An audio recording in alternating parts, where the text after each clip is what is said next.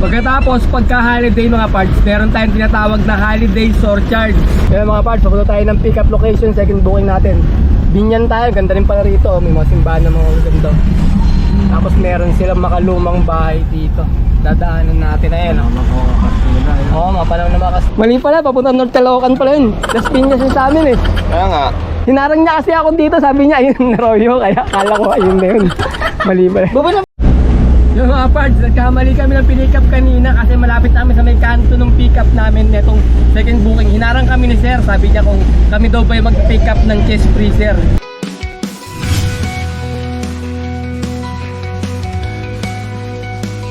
Good day mga pards! Today is another booking day na naman tayo. August 23 ngayon, 2024. Holiday ngayon mga pards, Ninoy Aquino Day. Pag ganitong holiday mga pards, hindi talaga kami bumibiyahe. Pero subukan natin bumiyahe ngayon, tignan natin kung kikita tayo. Kasi sabi daw nila pagka holiday, matumal yung booking at mahina. Itong holiday na to, dapat nung Wednesday pa to eh, in-adjust ni Presidente, ginawang Friday. Para tuloy-tuloy na Sabado-Linggo yung walang pasok siguro, kaya ginawa nilang Friday. Ngayon mga pards, tignan natin kung kikita tayo sa araw na to dahil holiday nga ngayon. Kaya tara mga pards, samahan nyo kami at bumiyahe tayo ngayon. Ayan mga pards, nagkamang kami ng 9:30, 9:53 na. Wala pa kami nakukuha. May mga lumalabas kaso puro wallet eh. May wallet pa tayo eh oh. May 1-2 pa tayong laman kaya hindi kami kumukuha ng wallet ngayon. Ubusin muna namin to bago kami kumuha ng wallet. Napondo na yung 1-2 dyan eh. Malaki-laki na yan eh. Bihira lumabas yung kasi. Tsaka madalang din magput-put.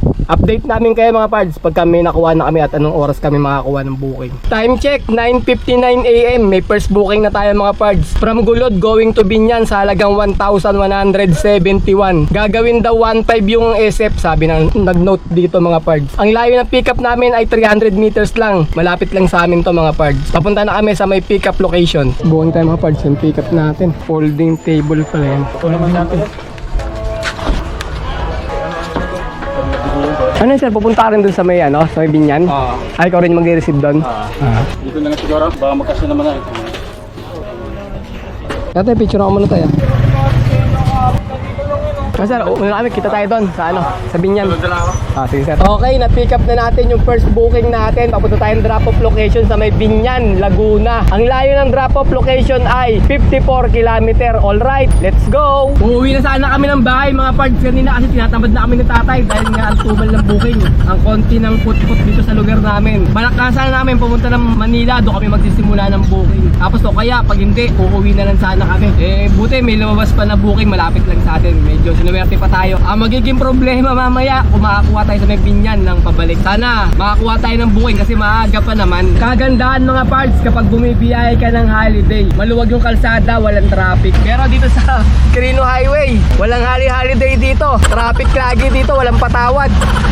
Kahit linggo traffic. Pagkatapos pagka-holiday mga parts, meron tayong tinatawag na holiday surcharge. 40 pesos yon yung dagdag na pamasahe sa atin. Depende sa layo. Pagka malapit lang 40, pagka malayo may dagdag. Ito sa amin papuntang Binyan 120 pesos yung dagdag na holiday surcharge niya mga parts. Kaso ang pagkakaiba lang ng holiday sa normal booking, yung holiday kasi konti lang talaga mga parts ang booking na nagpapabook kay Lalamove. Hindi gaya pagka normal days na madami talaga. Pero sa holiday, meron tayong surcharge na tinatawag dagdag pamasahe. Sa normal, wala. Pero mas maraming booking talaga pagka normal days.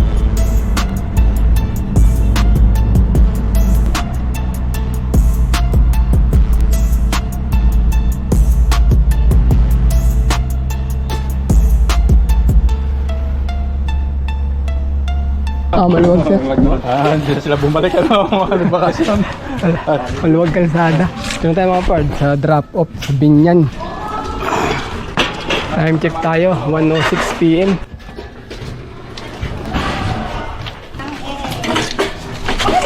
Ano sir, paninda nyo rin sir? Saan nyo titindahan? Diyan lang din sa Binyan? Dito lang din. Online lang. Sir. Ito sir Okay, salamat sir. Time check, 1:33 PM. Second booking natin. From Binyan going to Las Piñas sa halagang 884. Ang layo ng pickup location ay 4 km. Papunta na kami sa may pickup location. Kaya mga parts, papunta tayo ng pickup location. Second booking natin. Binyan tayo, ganda rin pala rito. May mga simbahan na mga ganda. Tapos meron silang makalumang bahay. Dadaanan natin na yan. Mga panahon na mga Kastila. Mga bahay dun.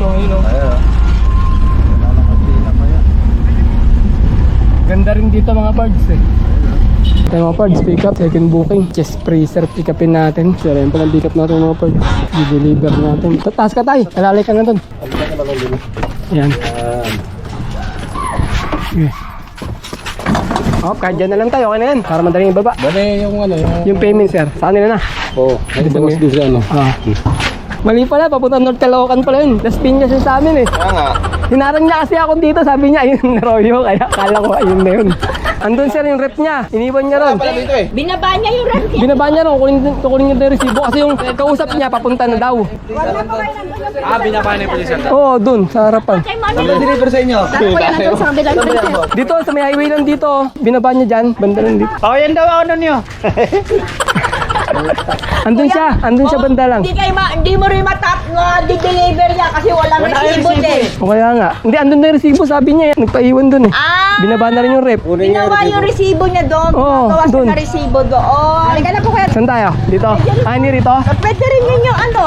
Isabay na lang. Boss, kamali tayo mga parts ng pick-up papuntang North Caloocan yun kasi Las Piñas lang yung booking natin eh. Iba yung na-pick-up natin pero isang ano lang, kasama lang sila. So mga parts, sigurado na to, hindi na to. Papuntang Las Piñas na to. Ito, Las Piñas na po ito. Paano yun? Naisabay nila, may balik. Ando, binabasa sa papa. Binaba ulit doon. Isabay nyo. Isa yun yung Oo nga daw, sabi niya nga daw. Sabay na ninyo. Sasabay na lang daw.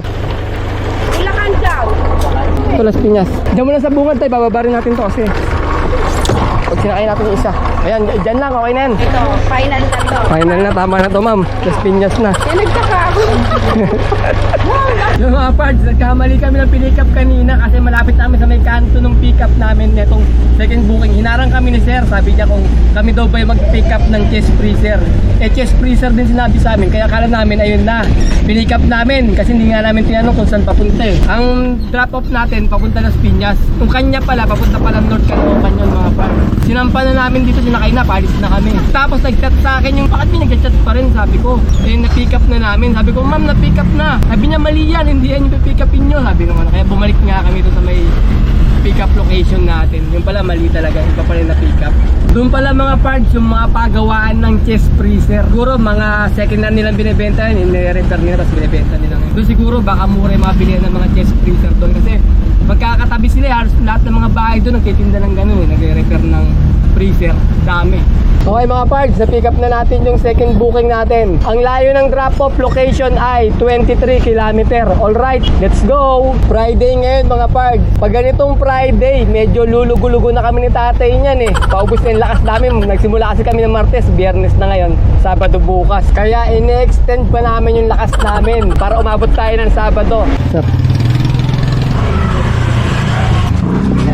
Up. Baba. Dahan-dahan. Meron mo daw yung lalamog. Nagano kami ma'am, may expressway Ano lang to, 76. Bale, ito bale lahat ma'am, 960. Ayun na ma'am, salamat ma'am Alas 4:08 na mga parts. Nasa may sukat Paranaque kami, nag-aabang yung tatay ng booking. Kakatapos lang namin i-drop yung second booking. Ayan o. Walang booking dito. Madalang tumunog mga parts, pa isa-isa. Ayan o, Las Piñas o, 800 kg. Wag na yan, baka rep yan eh, mamaya i-cancel lang eh. Hindi na ako kumukuha ng 800 kg ngayon mga parts kasi baka i-cancel eh. Minsan mataas yung pinapadala. Time check, 4:43 PM. Third booking natin from Las Piñas going to Manila. Sa halagang 916. Ang layo ng pickup location ay 3.8 km. Papunta na kami sa may pickup location. Tumawag sa atin yung nag-book mga parts, may concern siya. Ang sabi daw niya, alas 9 pa raw ng gabi pwede i-receive yung ka-drop-off natin. Sabi daw doon ng guard, kailangan daw 9 daw ang receiving. Kaya maghihintay kami ng hanggang alas 9 ron. Ang sabi naman nila, willing daw sila magbayad ng waiting hour mga parts. Kaya babayaran nila yung waiting hour natin pag naghintay tayo doon. Okay na rin kasi wala na rin ganong booking eh. Maghihintay na lang din kami doon. Baka last booking na to, uwi na rin kami. Pagtapos namin i-deliver tong pang third booking. Alay, sasakit to? Ano ba? Ito ma'am, tsaka yun. Hindi. Yan. Ano ito sir? Pakay po. Tulak yan. Okay mga parts. Picture. Nagkasya rin. Okay, third booking na pick up na natin. Ang layo ng drop-off location ay 18 km. Alright, let's go! Malapit na tayo mga parts. Nasa may Binondo na tayo. Paliko na tayo ng Soler. Tayo sa may Ongpin Street. Gandara. Wala pin, sa kabila pala yung pin. Nandito na tayo mga parts sa may drop-off location natin sa may Lucky Chinatown Mall. Receiving nila dun. Dumating tayo ng 7 o'clock na to mga parts. Ang receiving daw alas 9 pa eh. Hintayin pa natin. Babayad naman si ma'am ng waiting hour natin. Mga parts, alas 9 na. Babaan na natin itong kargada. May mabigat dyan eh. Hindi patong. Yan. Wala na. May picture. Okay mga parts, bale 9 PM namin natapos yung last booking namin. At nakatatlong booking lang kami sa Magapon. At ang kinita namin ay 2,435. Pagkatapos nakakuha kami ng 700 na tip. Kasama na rin parts yung natin ay waiting hour natin nung last booking. 300 yun. 2,400 plus 700 equals 3,100 mga parts. Pagkatapos bawasan natin ang 700 na diesel at 200 na pangkain, bali 900. 3,100 minus 900 equals 2,200. Ayun, naka 2,200 tayo na malinis. Labas na rin yung pangkain, pan diesel, saka yung commission nila Lalamove.